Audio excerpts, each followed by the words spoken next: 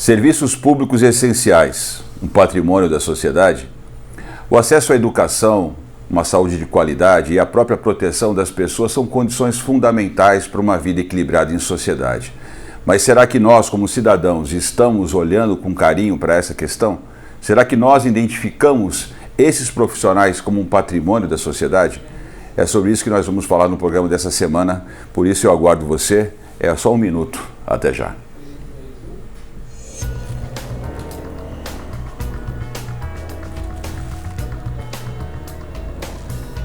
Vai vendo aí, tu vai fazer assim.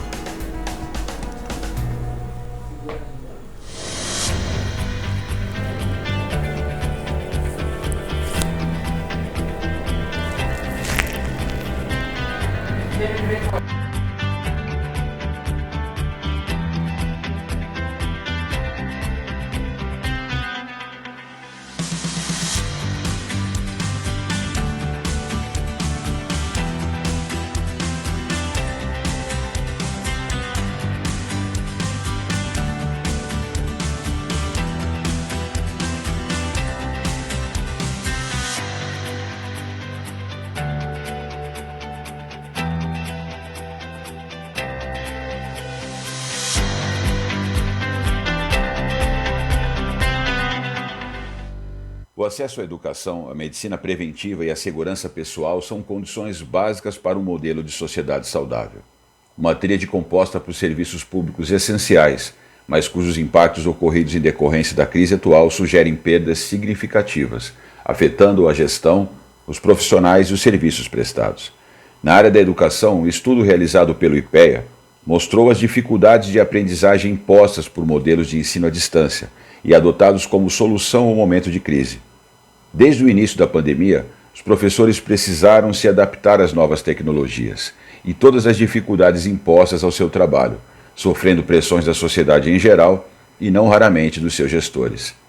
Na área da saúde, uma pesquisa realizada pela Fiocruz apontou que 50% dos trabalhadores sofrem sobrecarga de trabalho, com jornadas superiores a 40 horas semanais.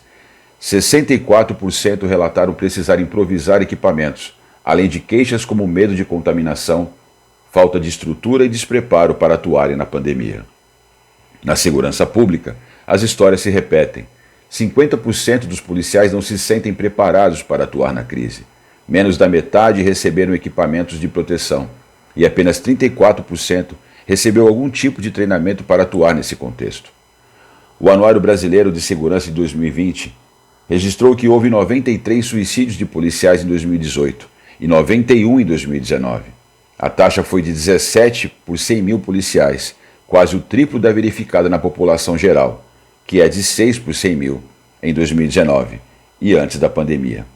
Ou seja, morreram mais policiais por suicídio do que em confronto em serviço. Diante desse cenário, podemos afirmar que somos uma sociedade consciente da importância desses profissionais no contexto social? Nós os tratamos como patrimônio da sociedade? E qual o papel do cidadão comum nesta valorização? Eis as perguntas do programa desta semana. Olá, amigos, estamos de volta para mais um programa Protagonismo Regional em Debate, para tratar hoje no painel de governança local sobre serviços essenciais, um patrimônio da sociedade.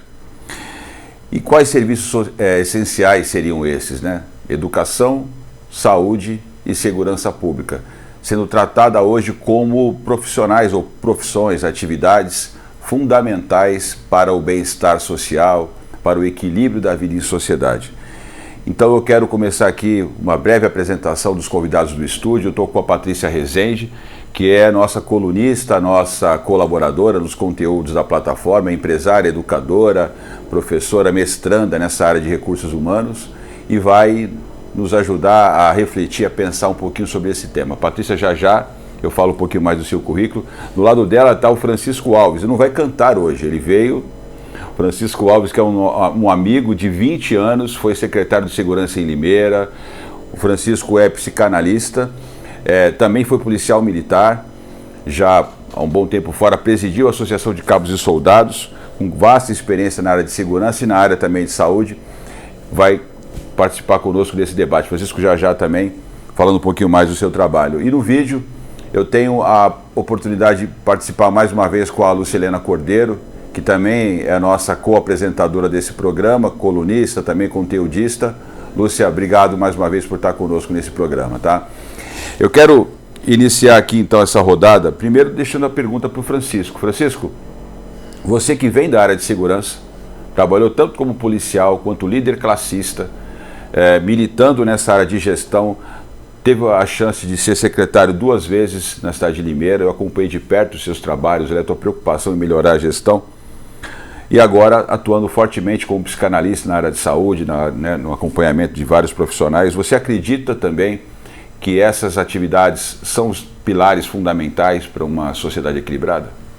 Sem dúvida. Primeiro eu quero te agradecer pelo espaço de estar aqui com você e seus convidados, não é? Em relação à sua pergunta, ela é extremamente importante. Penso que o profissional, se ele não estiver equilibrado, não estiver harmonizado, eu penso que o trabalho dele nas ruas vai ter problemas, não é? Emocionais, de equilíbrio e de todas as outras espécies que possa conter. Talvez essa falta de equilíbrio esteja se refletindo hoje na qualidade do serviço. Talvez você entenda que falte um olhar mais humanizado para essas atividades, segurança, saúde e educação? Sem dúvida. O que nós vimos e vemos hoje, principalmente na área de segurança, são os profissionais que não têm tantos recursos, não têm tanta formação. Eu penso que para você atuar na área, principalmente de segurança, você precisa ter conhecimento dela. Não basta você usar o uniforme, fazer apenas a escolinha, se você não tiver uma especialização com a humanidade. Ou humanização, né? Patrícia, você que está aí mestranda nessa área de recursos humanos, né? Trabalhou até em alguns projetos, acompanhei você nesses trabalhos, em alguns estudos sobre a atividade policial. É casada com um policial, inclusive, então conhece bem de perto, né, o drama da atividade policial. Você também enxerga dessa maneira essa pergunta? Você diria também que essas 3 áreas são pilares fundamentais para uma sociedade equilibrada? Boa noite, Sérgio. Boa noite, Francisco. Boa noite, Lúcia. Prazer estar aqui. Obrigada pela oportunidade. E respondendo a sua pergunta, não tenho a menor dúvida de que são os pilares, sim. É uma tríade que se sustenta, né? São elementos interrelacionados. Então, quando você não trabalha a educação de um indivíduo, você não consegue ter um indivíduo capacitado para exercer alguma atividade. Quando existe algum tipo de doença, de comorbidade, de dificuldade em relação à saúde, a pessoa também não consegue realizar bem as suas atividades. E em relação aos policiais, especificamente aos profissionais da área da segurança pública, sem dúvidas, a gente percebe assim no dia a dia, na prática, pelas pesquisas e pelas experiências que a gente tem, que falta um pouco de capacitação, sim, como o Francisco falou, né, de conhecimento, e isso está relacionado ao treinamento, que a gente percebe que existe pouco incentivo, pouco olhar para a necessidade, para a importância do treinamento, sobretudo na Polícia Civil. Então, se a gente for falar da Polícia Militar, a gente ainda vê com mais...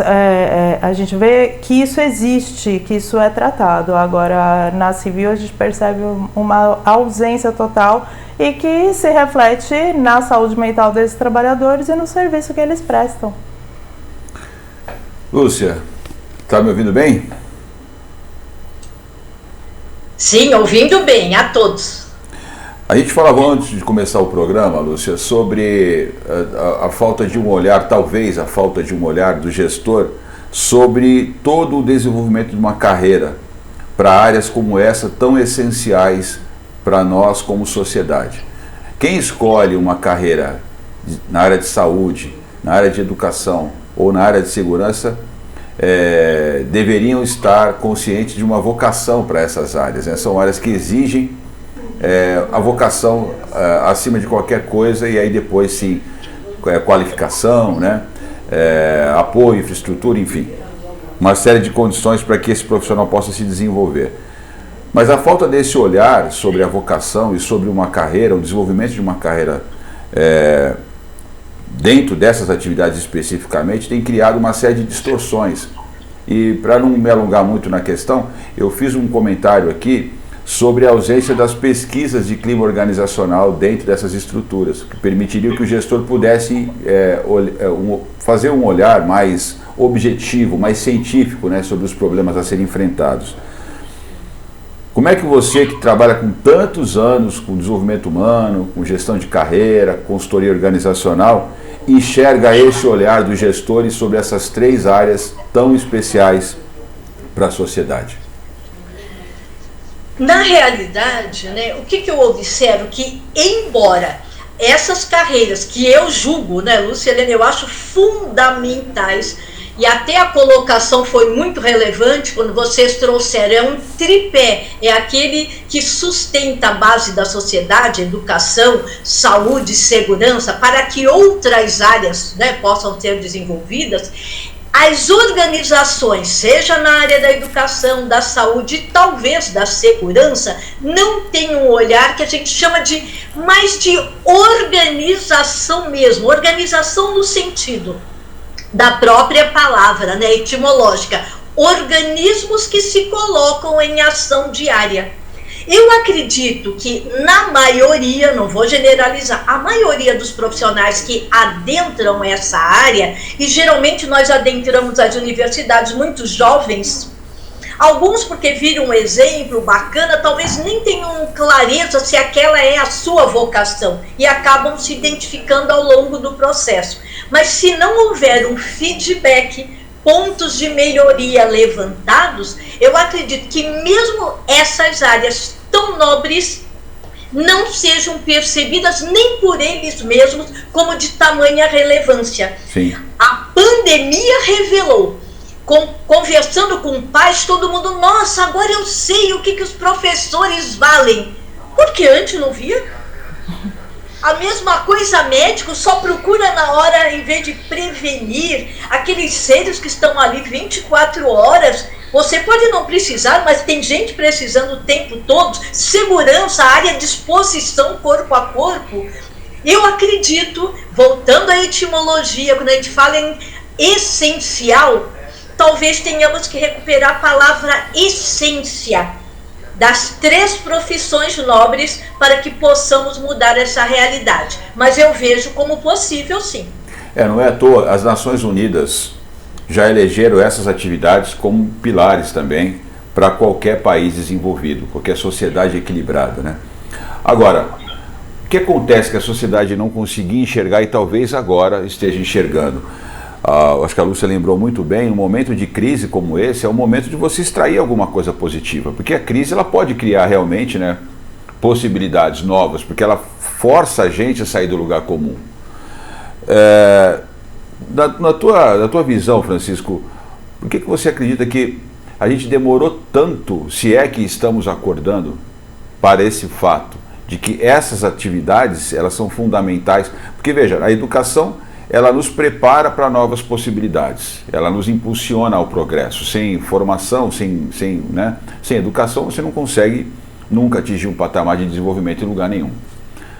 Saúde, todo mundo em algum momento vai estar nas mãos de um profissional de saúde, de um enfermeiro, uma enfermeira, um médico, enfim. E segurança, a mesma coisa, a gente depende disso para estar protegido, para que não haja excesso. Então, por que a gente demora tanto para perceber algo tão óbvio? Eu penso que é muito do comodismo, não é? Até mesmo dos gestores executivos, não é? Nós temos essa cadeia realmente do tripé aí, segurança, educação e saúde, mas aqui talvez muitas pessoas vão achar estranho eu dizer que nessa cadeia toda eu elegeria em primeiro lugar a segurança pública como um todo, não é? Porque se você não tiver segurança pública equilibrada, harmonizada, como eu falei inicialmente, você não vai à escola. Se você não tiver uma segurança bem elaborada, você não vai aos hospitais, não é? Porque vai faltar essa segurança em algum momento. Então, as pessoas acham, e agora com essa pandemia estão percebendo que a segurança pública ela é extremamente essencial na vida do ser humano. Alguns pensadores dizem que o direito à segurança é o direito do acesso aos demais direitos fundamentais, né? Então, é um direito que garante os outros direitos. Porque é o que eu disse inicialmente, se você não tem uma segurança bem elaborada nos municípios, né? E aqui eu trago dizendo que aonde começa o Estado? Não existe Estado, o Estado é fictício, não é? Então o Estado começa no meu município, ou no município de cada um, não é? Então eu preciso ter um gestor, né, executivo que tenha um olhar para essas 3 pilares, né? Educação, saúde e segurança, principalmente para a segurança pública daquela municipalidade. O que você analisa? Você que é professora e esposa de um policial. Mas eu posso dizer assim, eu vou puxar a sardinha um pouquinho mais para a educação, né?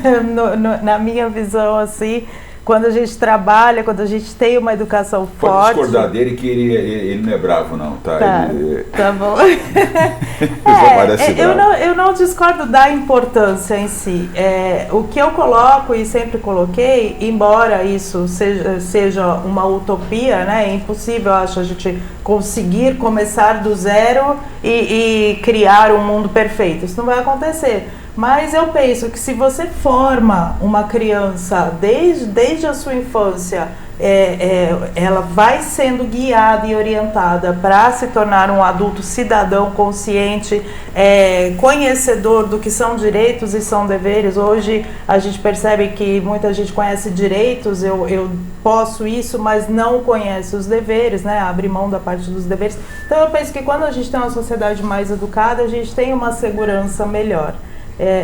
Infelizmente não é o que tem acontecido, então a segurança ela se torna mais importante neste contexto, como eu vejo a situação. Não diminua de maneira nenhuma a importância da segurança, mas eu penso que a gente poderia ter uma sociedade mais bem educada e isso traria mais equilíbrio e uma maior segurança a todos, né?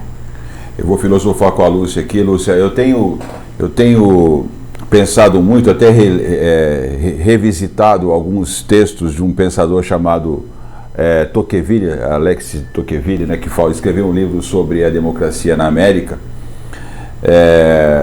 E eu acho que a melhor definição sobre democracia dos grandes pensadores do final do século XIX ou até do início do século XX, o Tocqueville é o que melhor define o que seria a democracia, o ideal de democracia, né? E eu estou falando nisso, Lúcia, porque a gente precisa aprender a respeitar o processo de negociação de qualquer comunidade para garantir essa estabilidade. As culturas mudam, as necessidades mudam, e o Tocqueville fala muito disso, né? Ele fala muito que você não consegue impor de cima para baixo a chamada consciência dos indivíduos de negociar o bem-estar nos seus espaços de convivência, né? Conviver, né? E acho que talvez aí seja um ponto de convergência entre a visão do Francisco e da Patrícia. Eu acho que quando ele fala de segurança é fundamental haver um entendimento, haver capacidade de você acessar os direitos. E quando ela fala de educação, acho que ela fala a consciência que as pessoas deveriam ter sobre o limite dos seus direitos e o limite dos direitos do próximo. É um ponto meio, né, digamos assim, é um ponto de intersecção entre essas duas áreas. Você, como filósofa, enxerga assim? Eu já até colocaria o terceiro do tripé, tudo interconectado. Aliás, o mundo está cada vez mais holístico. Hoje a estrutura mais saudável de qualquer organização está sendo trazida com o nome, né? Oligarca, holocompetências, ou seja, são olhares muito mais globais, sistêmicos no exercício dos seus papéis. Então, quando o Francisco fala da importância da segurança, quando a Patrícia fala que se nós fôssemos educados para respeitar os espaços dos outros, não teríamos conflitos, e sem conflitos não precisaríamos ter alguém para inibi-los. Aí o outro da área da saúde colocaria, mas não adiantaria ter tudo isso se nós não teríamos a saúde assegurada. Então, o que eu vejo, né? Que cada vez mais toda essa estrutura humana, ela exige que as demais áreas funcionem ajeitadamente. Até a palavra conviver, o viver com o outro, o respeito ao outro, etc. E você começou o programa falando nessa era de pandemia, onde afloraram, seja na área da educação, da segurança, na saúde, os problemas que já existiam apenas foram emergidos, vamos chamar assim. Eu acho que cabe a cada um de nós, estamos falando de protagonismo, a ousadia de protagonizar. E é aqui e agora, gente. Acho que nós já perdemos muito tempo no mundo e março de 2020 veio para dar aquela cutucada. É agora, é já. O mundo mudou, mude, senão você está à margem do seu tempo. Então, pegando carona nisso, falando de protagonizar, Francisco, a gente sabe da importância, talvez, desse papel do cidadão, né? Mas a ideia aqui é dialogar com quem assiste, que esse papel precisa ter uma pedagogia social para isso, né? As pessoas entenderem que o cidadão ele pode e deve ser também a extensão da polícia, a extensão da educação, né? Ou talvez até na mão contrária, a educação que começa em casa e se completa numa organização de educação, a extensão do profissional de saúde. Então você tem que ter essa malha, essa rede, né, que sustenta e fortalece a área profissional, digamos assim. Se você quiser falar das três áreas, fique à vontade, mas se quiser falar também só da área de segurança, como é que você enxerga esse papel de protagonista do cidadão nesse caminhar? Sérgio, eu acho que interliga todos os pensamentos, né? Não que eu seja contrário à educação, seja contrário à saúde ou à segurança pública. A Lúcia disse bem, eu acho que 2020 veio para mudar muita coisa, né? Tanto os cursos online, né? Os EADs da vida, as faculdades EAD que já existem. Eu penso também que a saúde também vai haver muitas mudanças, né? A telemedicina que já está aí, não é? A segurança pública também já está mudando, a tecnologia vem para mudar esses conceitos, não é?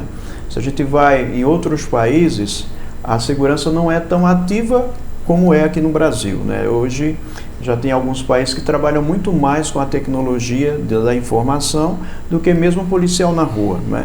Tem uns países que o policial nem armado são, né, em decorrência da tecnologia. Quando eu falo que hoje nós estaríamos em primeiro lugar, é porque nós ainda precisamos dessa segurança. A nossa educação, ela se perdeu no tempo, não é? Veja que o professor está sendo escorraçado na sala de aula. Ora, aquela pessoa que vai me dar a educação, que vai transmitir o saber para mim, não é? Ou para aquela pessoa, está sendo espancada na sala de aula.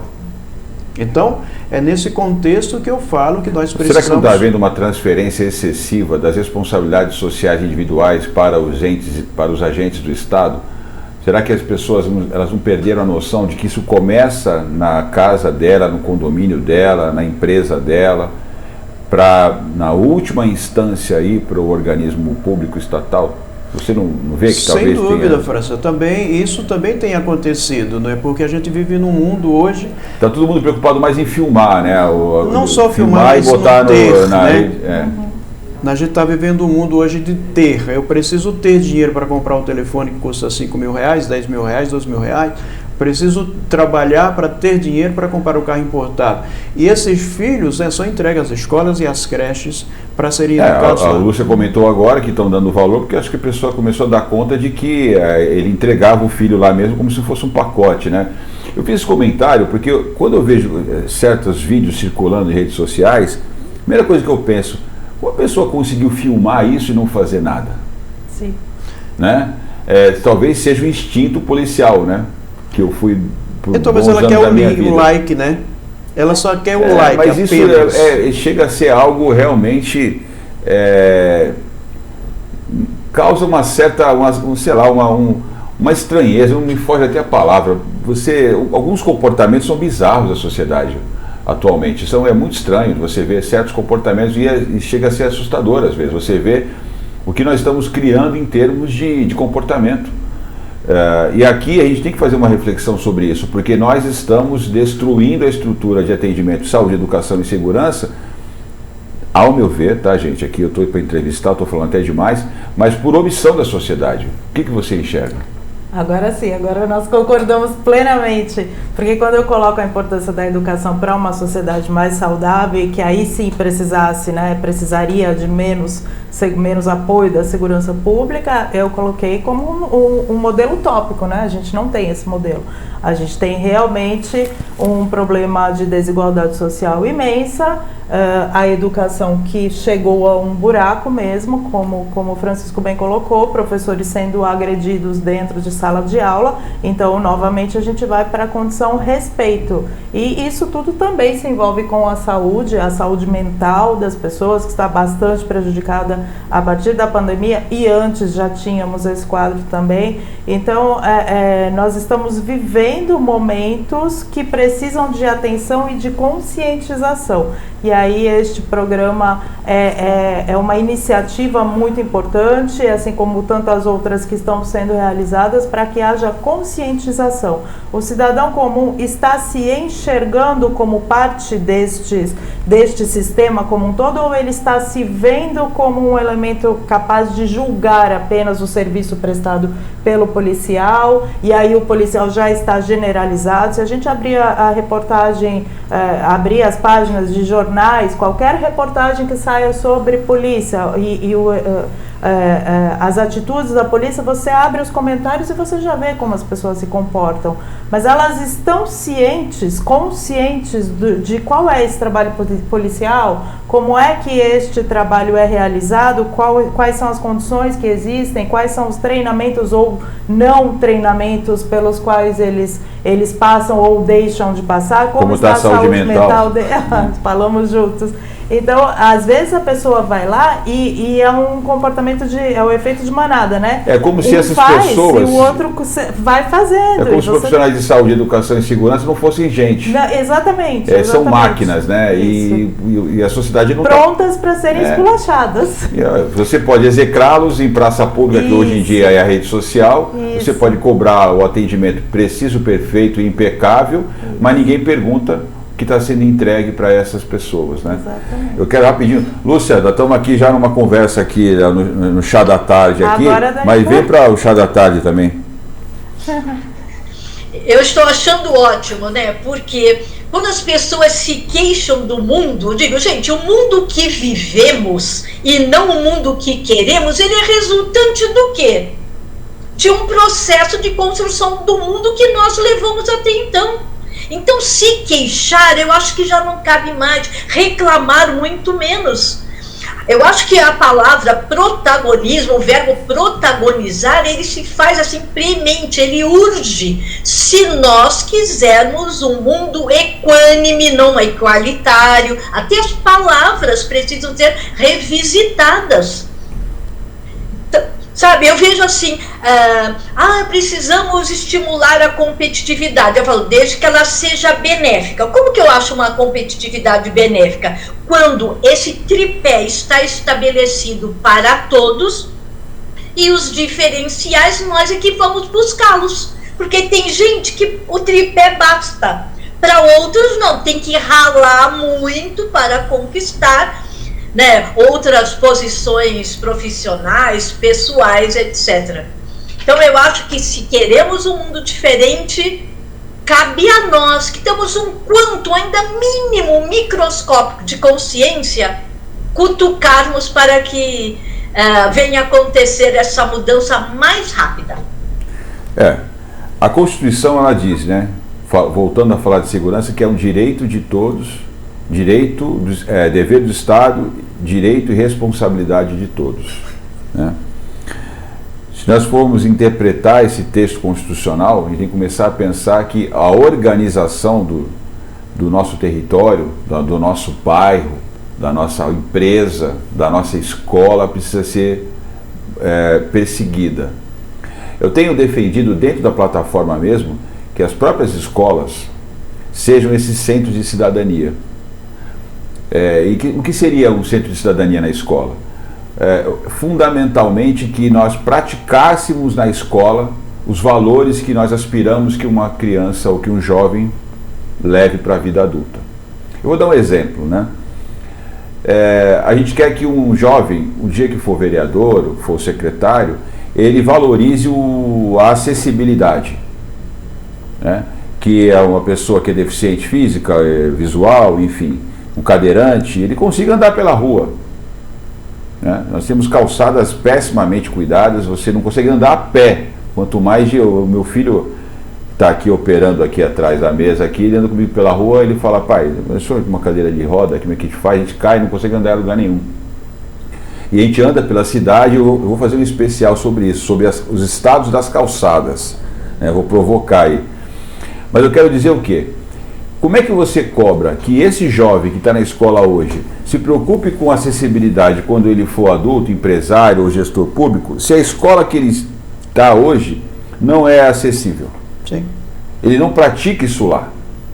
Os banheiros, a escada, né? Ele olha aquilo, eles não pensam quem é cego, quem é surdo, quem é cadeirante.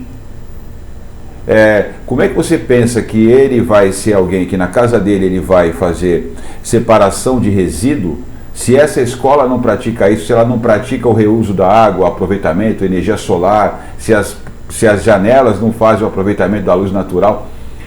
Lá deveria ser o primeiro lugar da prática de cidadania, e inclusive a prática da segurança, de um cuidar do outro, né? Das pessoas cuidarem do entorno, então assim, da prática dos hábitos saudáveis, alimentares. Eu queria ouvir vocês falando disso, porque eu acho que aqui a gente faz o link, né, da educação, da escola como centro de cidadania, com a segurança, com a própria saúde, quando você pratica isso no ambiente. E para mim isso é tão óbvio, e eu não vejo uma disposição para tornar isso realidade. A gente vê alguns exemplos, etc. e tal, mas o protagonismo cidadão, esse canal, esse projeto, que todos nós aqui fazemos parte, vai lutar para que isso se torne realidade. O que você acha disso, Francisco? Olha, eu vou voltar num tópico, né, na questão das instituições de segurança, e ela, de uma forma geral, tanto o policial militar que está nas ruas, como a instituição de segurança, a empresa que tem o seu vigilante, que tem o seu guarda lá na empresa. Olha só, como que essa pessoa vai atender bem o outro, não é? Se o aluguel dele está atrasado, se o cartão de crédito dele já explodiu, se o filho dele precisa comprar material para a escola ou ir para a faculdade e ele não tem. Como que ele vai atender? Como que é o psicológico dessa pessoa? Então a gente precisa rever esses conceitos primeiramente, não é?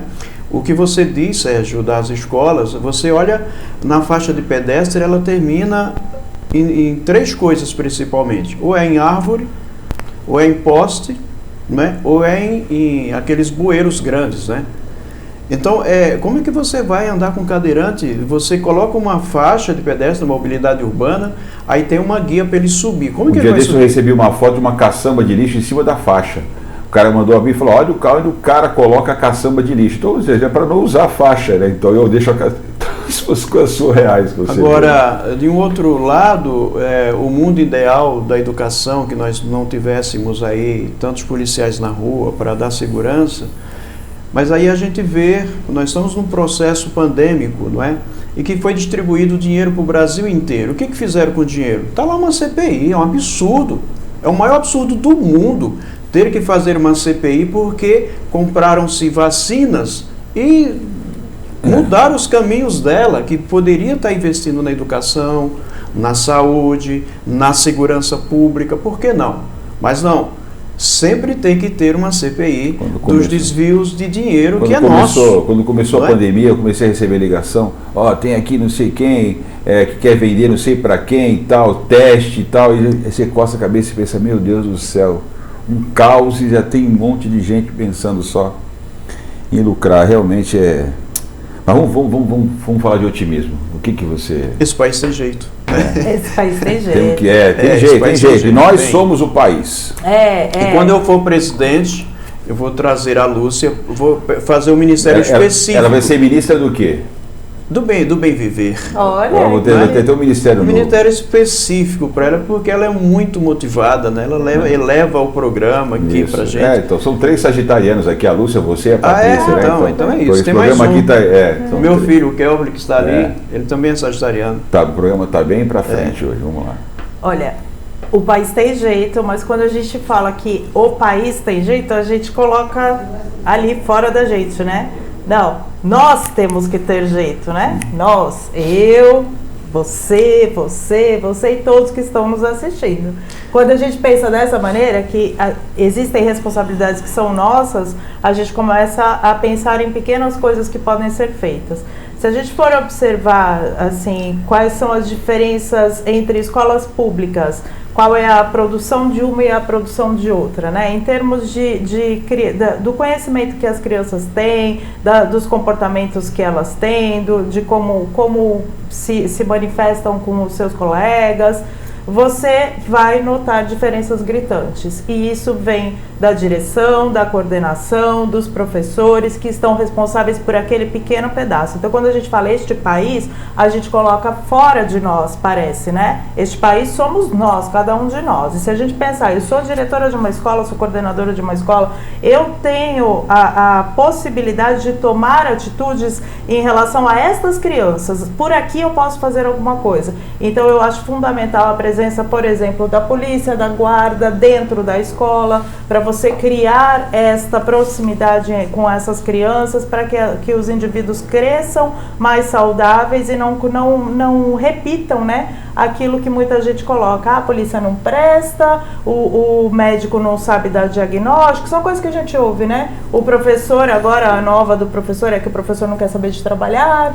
Então, essas coisas são coisas que vêm prontas e que as crianças e os adolescentes, eles vão reproduzindo e isso vai se estendendo e se multiplicando. Se a gente pensar que o país somos nós e no nosso pedaço nós podemos fazer alguma coisa, eu acho que tem jeito.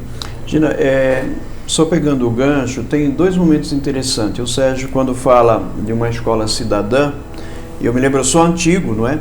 Que nós tínhamos o SPB, né? Eu também tive. E quando você fala de ter uma escola cidadã, de voltar lá na base, muitas vezes você pergunta por uma criança, fala assim, cante o hino nacional. Não sabe.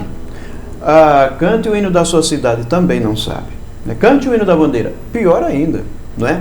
Então, o país realmente tem jeito dentro de nós, isso, não é?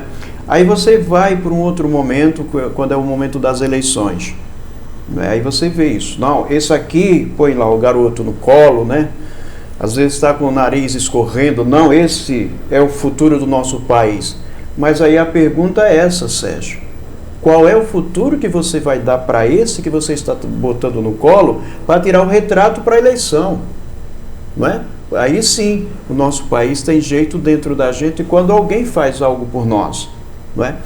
Quando eu estive secretário de Segurança por 2 vezes, como você bem lembrou, me perguntaram, mas puxa vida, o que é que você vem fazer aqui? Não é? Assim, instantâneo, não sei de onde surgiu, mas eu disse, eu estou vindo aqui fazer aquilo que deveriam ter feito por mim e não fizeram. Sim. Né? E fiz bem para muitos.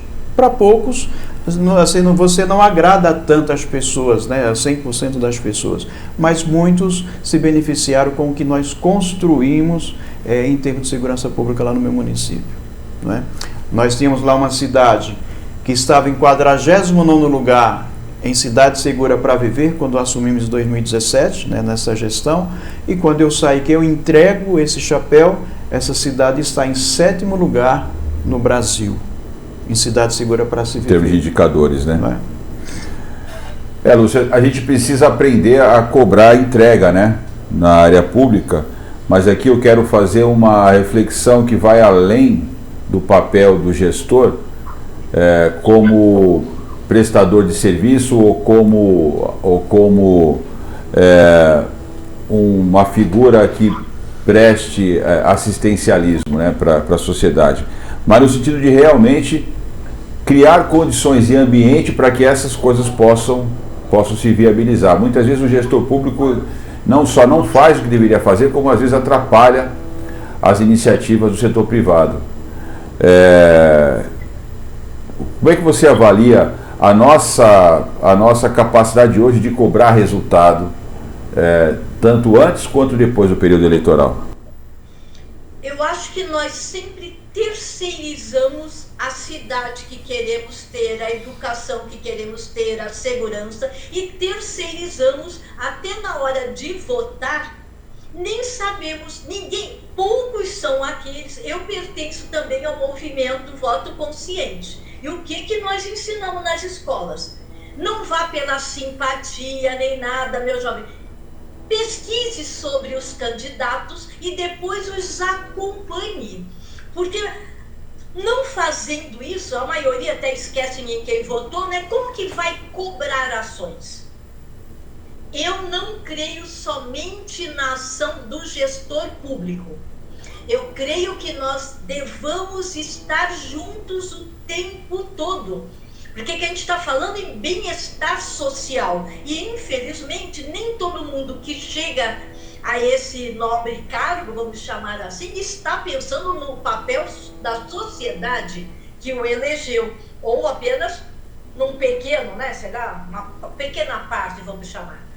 Eu sou bem de esticar assim, educação para a cidadania, educação para a vida, para um projeto de vida saudável e feliz. E para isso exige cobrança.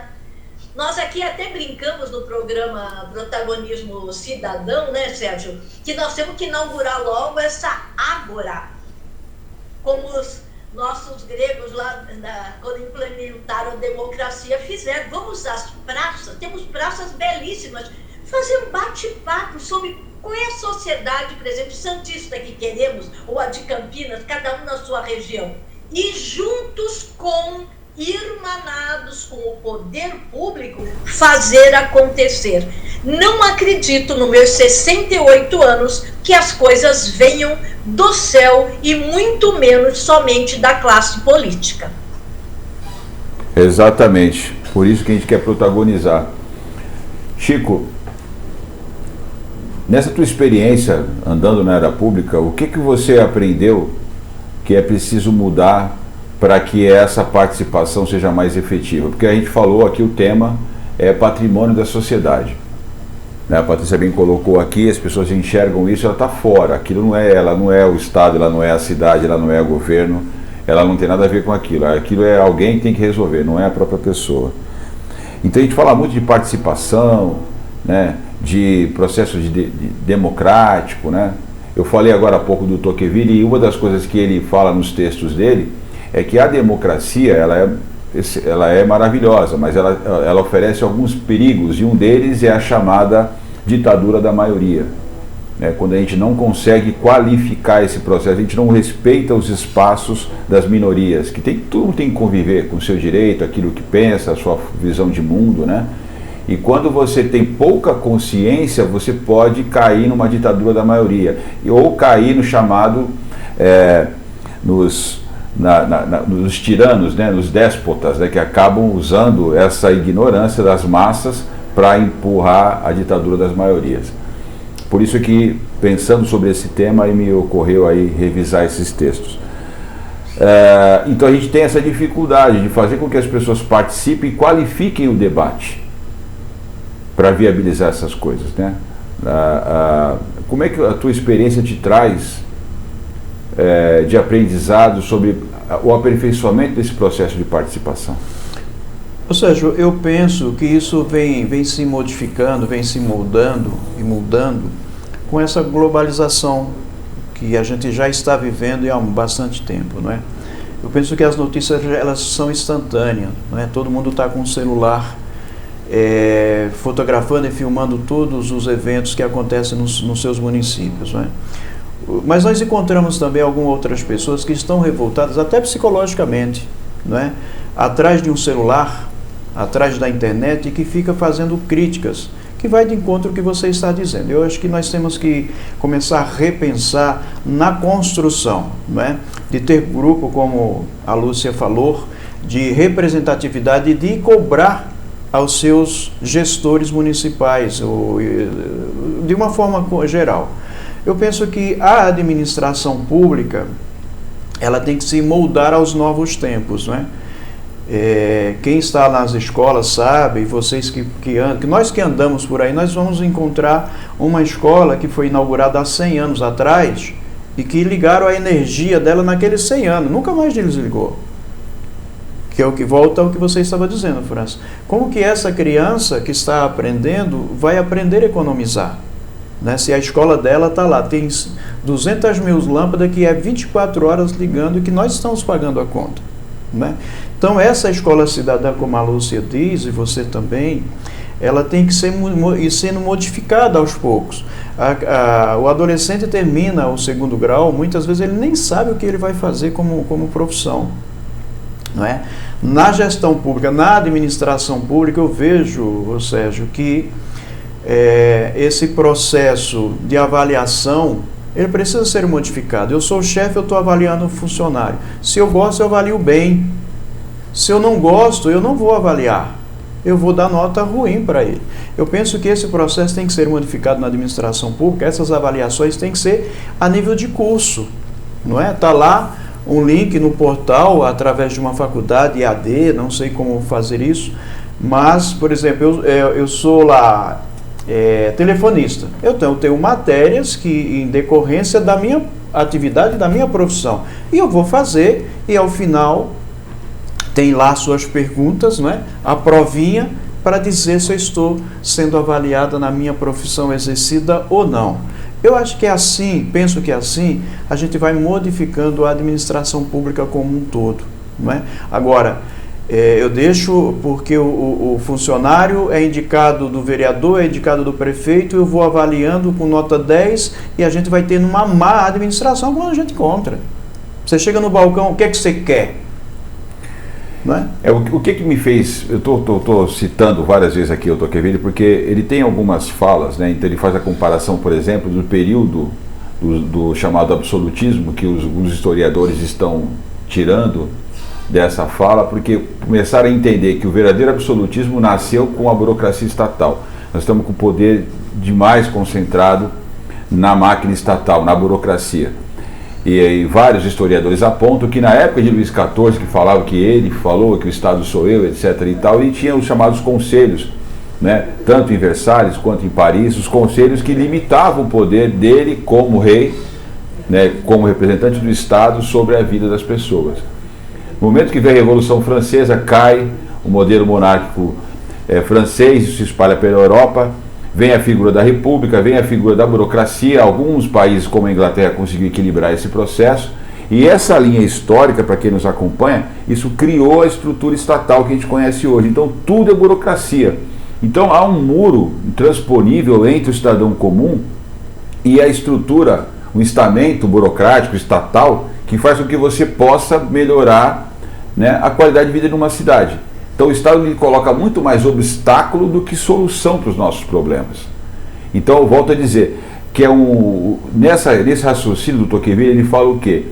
Que uma sociedade democrática tende a ser, na maioria, uma população pacífica, uma população que valoriza a sua família, os seus costumes, as suas rotinas, e isso também abre espaço para os déspotas. O cara fala, bom, se não mexer lá nas minhas coisinhas, no meu dia a dia, no meu futebol e tal, ele está na média, ele não se importa se o tirano está ascendendo ao poder. E aí vem uma visão que eu refleti muito sobre isso, sobre esse tema que nós estamos falando, a deterioração de áreas tão fundamentais como essa, porque ninguém está se mexendo. Nós estamos na média, vivendo uma vida relativamente boa, então a gente não se mexe. Quem tende a se mexer? Quem quer ser muito poderoso, ou quem não tem nada e está na porcaria aqui, então ele vai se insurgir. Sim. E é o cenário de guerra civil, que ele previu, inclusive no livro que ele escreveu, ele previu que a América teria uma guerra civil, no final, isso ele previu no final do século XIX. E o que ele previu no livro dele, A Democracia na América, aconteceu. Tá? Ele foi ele não foi uma mãe de nada, mas ele previu o futuro. Bom, eu estou tomando o programa de vocês aqui, mas eu queria falar em cima disso, dentro dessa perspectiva, Patrícia. Você não acha também que a gente está como classe média acomodado demais para não mexer nesse negócio? Falei pra caramba fazer essa pergunta. Mas é interessante. Estamos. Eu penso que a gente tem que exercitar diariamente esse pensamento, ele tem que vir diariamente nas nossas mentes. Eu sou parte disso, eu preciso fazer algo em relação a isso. E na correria do dia a dia a gente acaba que vai deixando assim, isso aí sempre foi assim, não vai mudar, aquilo dali sempre aconteceu daquela maneira, eu não tenho o que fazer, mas a gente tem, só que a gente precisa abrir a boca, precisa se levantar e agir, fazer alguma coisa, né? Então, eu penso que nós, classe média, a gente vai se curvando as coisas que vão acontecendo. Então, o quilo da carne hoje está R$60. Tudo bem, aconteceu, é a pandemia. Não tem médico, não tem hospital, tudo bem. A gente tem que participar disso. Por que isso está acontecendo? Por que temos uma polícia defasada? Por que temos problemas de infraestrutura dentro da polícia? Não tem dinheiro o Estado para dar condições de trabalho para os policiais? Não tem o dinheiro para fazer com que eles estejam mais bem preparados e prestem melhor serviço? Num país onde você passa no Palácio da Polícia e você vê um jardim crescendo na parede, e isso passa a ser normal, alguma coisa está errada. Mas o Palácio da Polícia está condenado e ninguém consegue fechar. Então, eu estou falando, então, o Palácio tá esperando. Tem um jardim na parede, e isso ficou normal, é tanto tempo já que virou parte do cenário. Né? Ele está condenado, ninguém consegue fechar. Isso, e o sindicato tem brigado por isso. Então, existem pessoas que realmente estão batalhando por isso. Agora a gente precisa se perguntar todos os dias o que é que nós podemos fazer, qual é a nossa parte nisso tudo, porque senão a gente vai passar o tempo dizendo que sempre foi assim, então se sempre foi assim, tá tudo certo. Este discurso as coisas são assim, deixa como tá, que eu não tenho nada a ver com isso, é que fazem com que a gente continue alimentando esse sistema que a gente está criticando. Então, o que a gente pode fazer? Eu, você, cada um de nós, né? A gente aqui, esse espaço é para isso, estamos aqui refletindo. Uma das coisas que você pode fazer é distribuir esse conteúdo e refletir na sua casa, com seus amigos, com seus pares.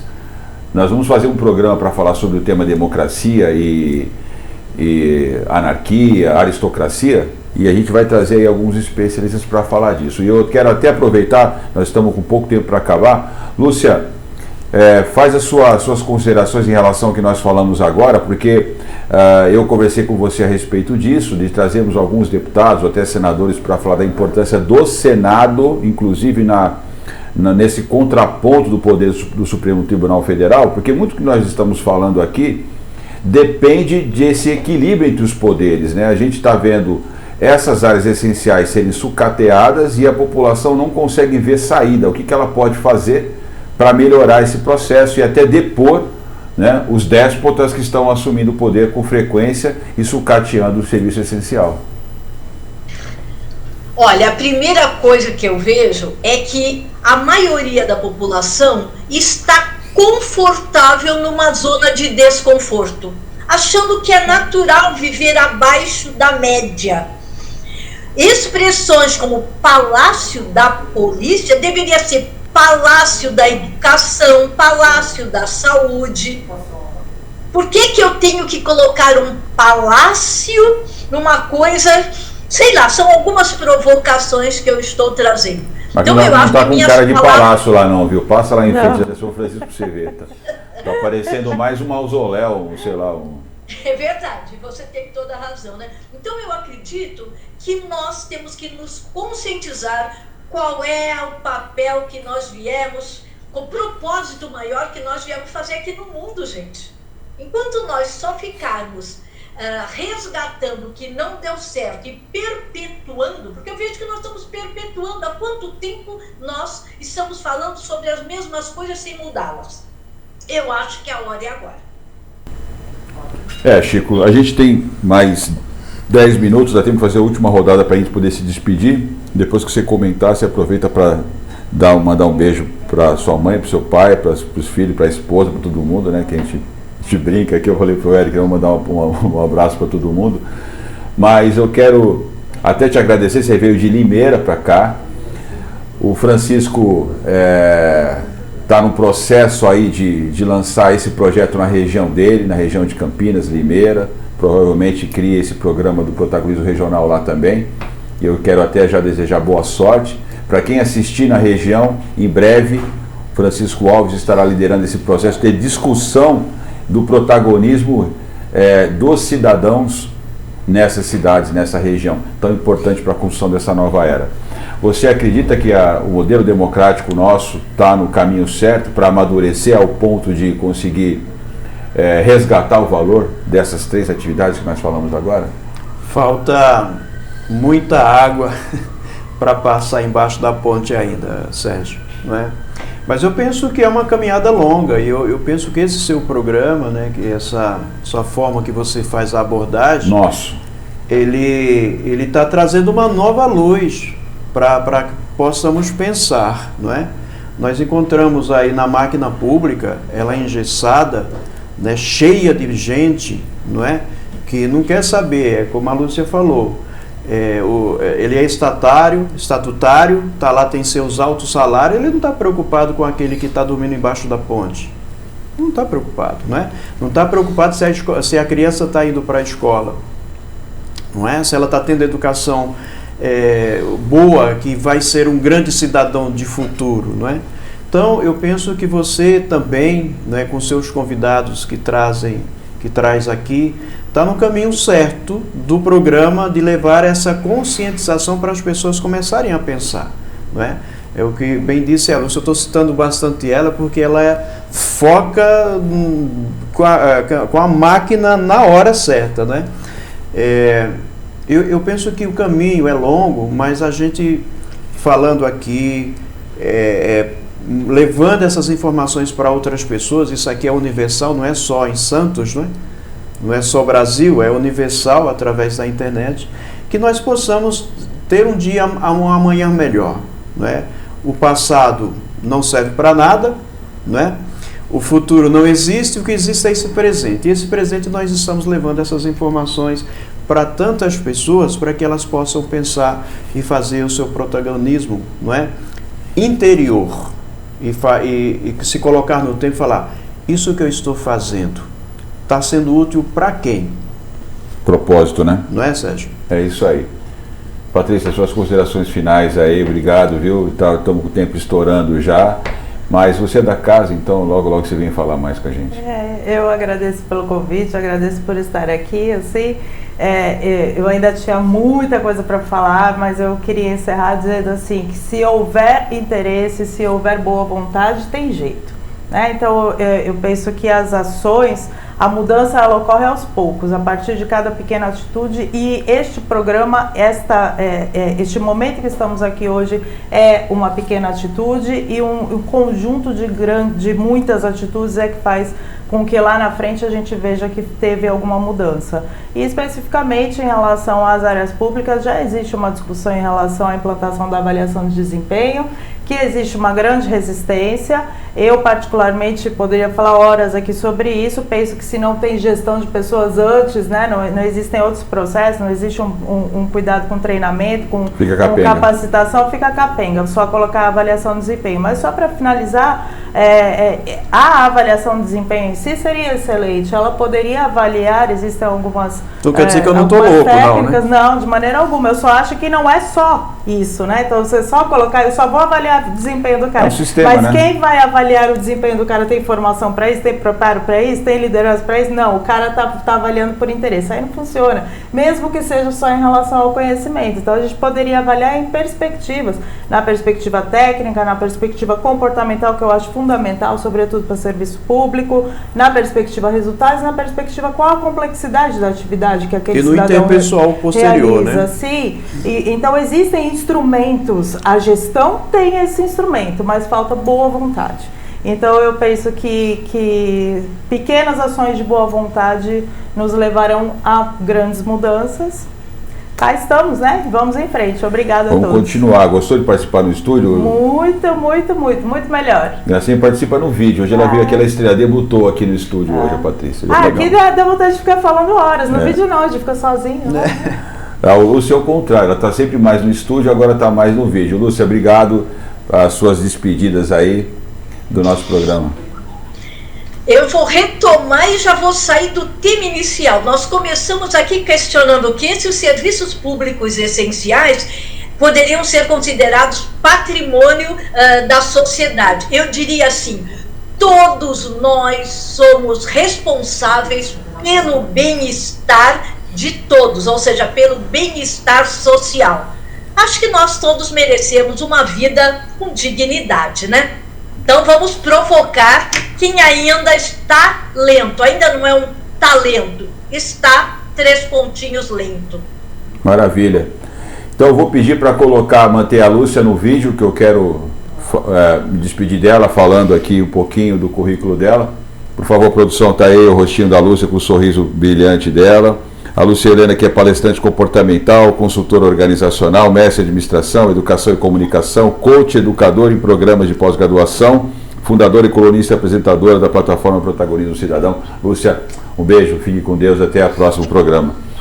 Aqui no estúdio, a outra colaboradora, foca na Patrícia, por favor. Patrícia Rezende Penise, mestrando em Recursos Humanos, Gestão do Conhecimento, professora universitária, fundadora da Jeito e Gestão, conteúdos online, colunista e colaboradora também da nossa plataforma. Patrícia, obrigado mais uma vez e até a próxima. Venha mais vezes ao estúdio aqui que você viu que é bacana. Francisco Alves, o Chico, meu amigo há 20 anos, está aqui, está no vídeo. Ele que é graduado em Direito e Teologia, psicanalista clínico, coach especialista em gestão de pessoas, policial militar aposentado, já foi presidente da Associação de Cabos e Soldados e secretário municipal de segurança de Limeira por 2 oportunidades. Chico, obrigado por vir aqui, né? E boa sorte para você, para nós, nesse projeto lá na tua região. Minha continência a você e a todos aqueles que fazem o bem pela comunidade. Muito obrigado pela oportunidade de estar aqui e levar essas informações compartilhadas aqui com Patrícia, com a Lúcia, com você. Meu muito obrigado. Maravilha. E nossa gratidão a você que nos acompanhou mais uma vez em mais uma jornada do Protagonismo Regional em Debate. Curta o vídeo, faça inscrição, divulgue para quem você conhece. E é isso aí. Até a próxima semana.